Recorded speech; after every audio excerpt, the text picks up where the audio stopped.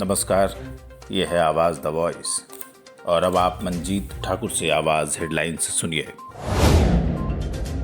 भारत ने पिछले कुछ दिनों में चीनी सीमा पर 50,000 अतिरिक्त सैनिक तैनात कर दिए हैं। ये 1962 के युद्ध के बाद पहली बार है जब LAC पर भारतीय सैनिकों की संख्या 2 लाख के करीब पहुंच गई है।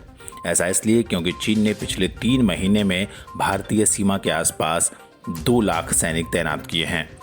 इधर ब्लूमबर्ग ने 4 अलग अलग सूत्रों के हवाले से कहा है कि भारत ने चीन से लगती सीमा के 3 अलग अलग इलाकों में सैन्य टुकड़ियों के अलावा लड़ाकू विमानों की स्क्वाड्रन तैनात की है। LAC पर भारतीय जवानों की तैनाती पिछले साल के मुकाबले 40% बढ़ाई गई है। एक घाटी से दूसरी घाटी में सैनिकों को एयरलिफ्ट करने के लिए अधिक हेलीकॉप्टर तैनात किए गए हैं। इन हेलीकॉप्टरों से M777 होवित्जर जैसी तोप भी एयरलिफ्ट की जा सकती है। इस साल फरवरी में भारत और चीन के बीच समझौता हुआ था कि दोनों सेनाएं जवानों की तैनाती घटाएंगी। चीन ने ऐसा नहीं किया, उल्टा सैन्य अभ्यास शुरू कर दिया। इस वादा खिलाफी को देखते हुए भारत ने भी अपनी सेना बढ़ा दी है। दूसरी ओर चीन ने तिब्बत की विवादित सीमा पर नई रनवे इमारतें, लड़ाकू विमान रखने के लिए बम रोधी बंकर और नए एयरफील्ड्स बनाने शुरू कर दिए। साथ ही लंबी दूरी तक मार करने में सक्षम हथियार, टैंक, रॉकेट रेजिमेंट और 2 इंजन वाले फाइटर जेट्स भी तैनात कर दिए। रक्षा मंत्री राजनाथ सिंह ने लेह से लौटकर मंगलवार को chief of defence staff general Bipin Rawat और शीर्ष अफसरों के साथ बैठक की है। सूत्रों के मुताबिक इस बैठक में पूर्वी लद्दाख की रणनीति पर चर्चा हुई है। केंद्रीय गृह मंत्रालय ने जम्मू के वायुसेना अड्डे पर ड्रोन हमले की जांच NIA को सौंप दी है। वहीं सोमवार देर रात जम्मू के रत्नुचक इलाके के कुंजवानी में फिर संदिग्ध ड्रोन दिखा है। पिछले 2 दिन में यहां पर तीसरी बार ड्रोन देखा गया। इधर जम्मू कश्मीर के पुलिस महानिदेशक दिलबाग सिंह ने कहा कि एयरबेस पर हुए ड्रोन हमले में आतंकी संगठन लश्कर-ए-तैयबा का हाथ हो सकता है। दूसरी ओर भारत ने संयुक्त राष्ट्र में आतंकी हमले के लिए ड्रोन के इस्तेमाल का मुद्दा उठाया।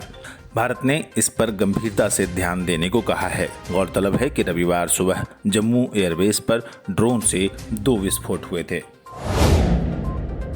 कोरोना महामारी के दौरान चार्टर्ड अकाउंटेंट की परीक्षा टालने की मांग पर सुनवाई के दौरान सुप्रीम कोर्ट ने RT-PCR टेस्ट पर सवाल उठाए हैं। जस्टिस AM खानविलकर की अध्यक्षता वाली बेंच ने कहा कि आज के समय में RT-PCR टेस्ट पर भरोसा नहीं किया जा सकता, क्योंकि कई बार रिपोर्ट भले नेगेटिव आती है मगर व्यक्ति में कोरोना के लक्षण होते हैं। कोर्ट ने परीक्षा कराने वाली संस्था ICAI से कोरोना संक्रमित होकर परीक्षा न दे पाने की संभावना और परीक्षा में सुरक्षा संबंधी उपायों पर जवाब मांगा है। देश में पिछले कुछ दिनों से कोरोना के मामलों में कमी देखी गई है। अब केंद्रीय गृह मंत्रालय ने सभी राज्यों और केंद्र शासित प्रदेशों से कहा है कि सभी राज्य अपने यहाँ संक्रमण के मामलों को लेकर सजग रहें, इस पर नज़र बनाए रखें। पाबंदियों में ढील देने की प्रक्रिया भी सावधानीपूर्वक क्रमबद्ध तरीके से संचालित करें। सोशल नेटवर्किंग साइट ट्विटर की मुश्किलें बढ़ सकती हैं। देश का गलत नक्शा दिखाने पर उत्तर प्रदेश और मध्य प्रदेश में उस पर FIR दर्ज की गई है। वहीं चाइल्ड पॉर्न को लेकर राष्ट्रीय बाल अधिकार संरक्षण आयोग की शिकायत पर दिल्ली पुलिस ने अलग से FIR दर्ज की है। दिल्ली पुलिस ने पॉक्सो और IT अधिनियम के मामला दर्ज कर जांच शुरू कर दी है।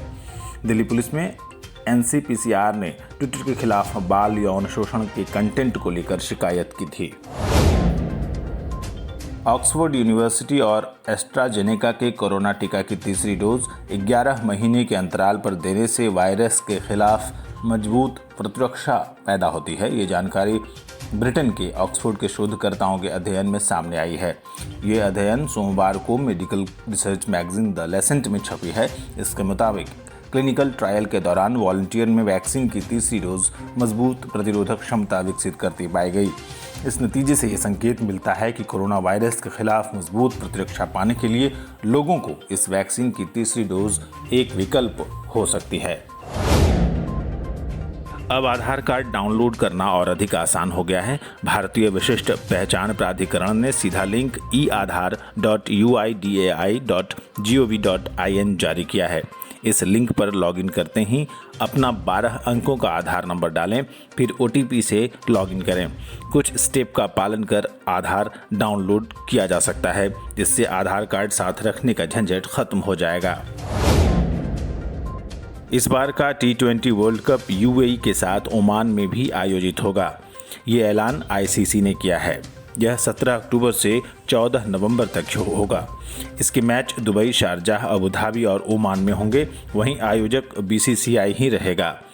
इस बार प्रतियोगिता में 16 टीमें उतर रही हैं। क्वालिफायर राउंड में 8 टीमों को 2 ग्रुप में बांटा जाएगा।